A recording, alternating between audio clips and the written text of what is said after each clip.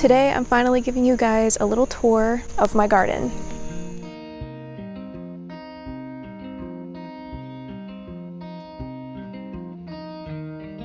So first I'll give you just a quick overview of how everything is set up, and then I'll break it down section by section, talk about things that have gone well, things that have not gone well, things I want to do differently next year. This is only my second year having a garden, so I'm always open to advice or suggestions. And it is so gorgeous out this morning, oh my goodness. The sun keeps peeking in and out from behind the clouds, and there's a breeze, and it's not too hot, it's not humid. It's been so hot this summer, so this is a wonderful break. So when you enter the main gate, you will come upon the main garden box, which I built last year. This is the oldest part of the garden, and initially this was all I thought that I would have. And it's like a U shape. I don't know that I would choose that shape again, but that's what we have. And then this year I decided to add another box on the ground, thinking it would be a good spot for my squash. So this is what I have going on here. Look, there goes a caterpillar. Can you see it? Can you see him moving? Get it, little guy, get it. I salvaged some trees that had been knocked down and used them to form the box. I also have this little extra box that I built last year, and I've just kind of been using that for whatever. And then between the two boxes, I also put up this arch. The hope was that my butternut squash would grow over that. That has not happened. We'll come back to that.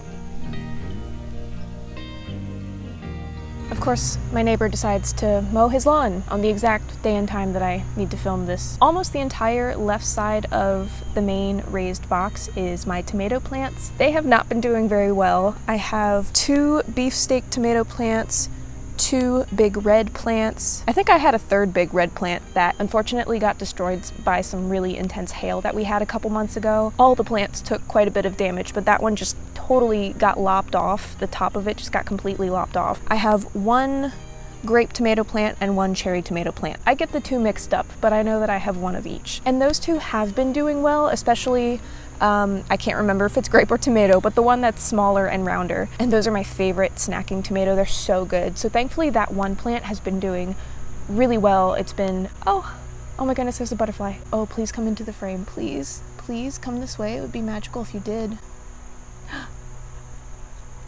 Okay, go check out the peppers and then come back. Thankfully, my little round snacking tomatoes have been doing really well from just 1 plant. I'm not sure what's going on with my beefsteak and the big red. I think there must be some kind of nutrient imbalance in the soil, because I also tried to intercrop carrots in between the tomatoes, and with both the carrots and the tomatoes, I'm getting a lot of foliage and just not a lot of fruit. I didn't get very much root growth from the carrot. It was just a lot of green coming up. I did have zucchini growing in this spot last year, so I'm not sure what that took from the soil that I needed to replenish, because I did add in compost and manure everywhere, and I've been fertilizing regularly, so there must be something specific that I missed. So along the back here, I have a trellis that I made that originally I had peas and pole beans growing up. The peas, I didn't realize, had such a short lifespan, had such a short season, so I am planning to plant a few more of those.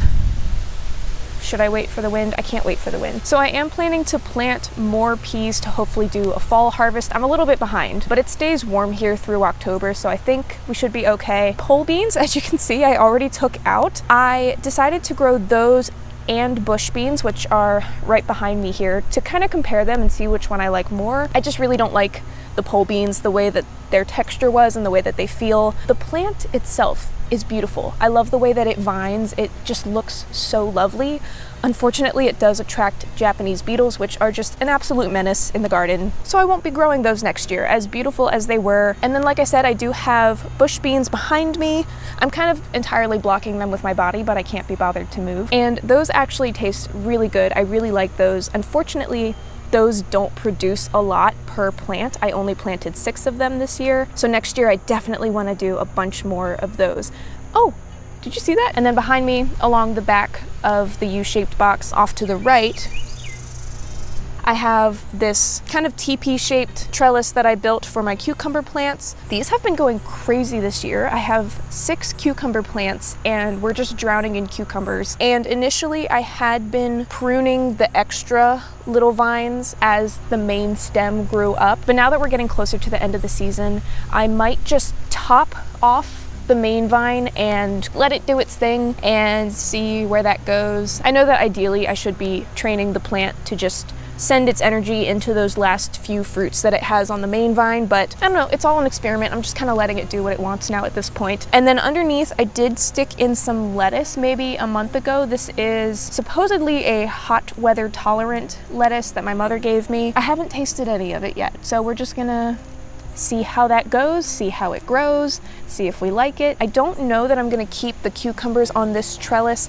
I might actually redirect them to grow over the arch that I put up. And then I may also move the other trellis that I made more center and just have that completely for peas. I might just have a whole row of peas along the back row because they don't put out that much within their growing time frame, so I want as many pea plants as I can fit in this box. The bush beans also I may move over to my ground box, and I will cover why when we get over to the ground box. And then over on the right side of the main raised box is all my peppers. I also did have one single broccoli plant that I was attempting to grow, and the top broke off and then it just didn't grow right. It kept growing up and putting out leaves but not being broccoli. My broccoli was not broccoliing. And then the plant just went to seed, so I just took it out. But my peppers are doing so great this year, and I feel so blessed with an abundance of peppers. Last year I just didn't give them enough space, and they were also shaded by the tomato plants next to them, so they didn't get enough sun. This year they look so happy. I probably could give them just a little bit more space, but I had no idea they would grow this big. So I've been constantly pruning the leaves to make sure that they have enough space to keep growing and spreading out. They do take just a really long time to mature. I planted all of my pepper seeds in February. I probably could start them in January. So the green peppers have just started coming in since the beginning of August, maybe end of July. Jalapenos have been popping off since mid-July. I have so many, I'm literally giving them away. So next year I will probably do one jalapeno plant. I've been freezing them and giving them away because I have an overabundance of jalapenos. So growing a few less plants will make sure that we don't have more than we can use, and will free up space to try other vegetables. So now let's move on to my really janky ground box. So really quickly, this is just a little box that I built out of extra pallet wood I had left over after building the big box last year. I intended to use this for potatoes, never got around for it, so I did just stick a couple extra tomato plants in it that came up, but honestly, they just don't look very good. They look really sickly, so I don't know if that's because I pruned too intensely. This has been an experiment in pruning over here, or if it's something with the soil. My guess is probably the soil. So haven't really been eating these tomatoes. Okay, so I think you might be done mowing. And then this is the newest addition to the garden this year. I expanded it and added a box on the ground, and then I also added an arch connecting the two boxes, and the thought was that growing my squash plants on the ground would be better for them so that they would have a little bit more space. And then I also thought I would try growing them with tomato cages to kind of grow them up as well, because they were just really big plants last year and they felt squished in the raised bed. As you can probably tell, that's not going very well. Unfortunately, we have sandy clay soil. It doesn't drain well. This side of the box seems to be okay. The back side is where it especially gets bogged down in water. We've also had such a problem with ants because as you go further this way in the yard, there's like a million ant hills, especially around the fire pit. They just are all over this section of the yard. So between ants, poorly draining soil, possibly also just not liking the tomato cages, my squash plants just aren't doing well. I have had 2 very good sized zucchini and 1 yellow squash produced from these plants. Yeah, I need to make a lot of changes here next year, but I definitely won't be growing my squash plants over here next year. The butternut squash just are a no-go. 2 of them are left. 1 has a flower on it, so fingers crossed. They're just not doing well. So this was an experiment that did not go well, but that's okay. You know, I've learned a lot and can make changes for next year. I think next year I may try the bush beans and lettuce in this box. I'm mostly just disappointed that this arch didn't get covered because I was like, oh, it's gonna look so pretty by late summer when that arch is just covered in leaves. Nope, not this year. And then all along the front edge, I do have a variety of sunflowers. I don't remember what they're called. Some have just the yellow leaves and some have like the most gorgeous, rich, dark maroon, even black leaves, and they're so beautiful. These were more just for the aesthetic because I like sunflowers, and I do want to save the seeds to either replant next year or use for bird seed. I don't think we'll be eating them, but these were a nice addition. I definitely recommend flowers. So that is the state of my garden currently. I'm sorry I didn't get around to filming this sooner to show you guys earlier in the season, but being that it's later in the season, there is more to say about it, just as far as what went well and what didn't. So I am planning to do a bit of a fall harvest. Like I mentioned, I do want to plant some more peas, and I might also try some lettuce for the fall. Last year I didn't get around to doing any kind of fall harvest. I'm also going to let the plants go on for longer. I think by the end of September of last year I had torn everything out and just said, I'm done for the season, I'm tired, you know, we'll start again next year. But I do want to let things go on for as long as they can, see how much we can really get out of them. And then for next year, in addition to the changes that I mentioned I wanted to make, I also want to get a lot more containers to try different plants in. Oh, that butterfly's back. So I'll probably get a container to try potatoes, I'll probably try a container for carrots, and I might try companion planting with herbs in here next year. But for now, I have a really cute little setup for the herbs, so let me show you that and then we'll be done with the tour. Actually, first I'm gonna pick some jalapenos.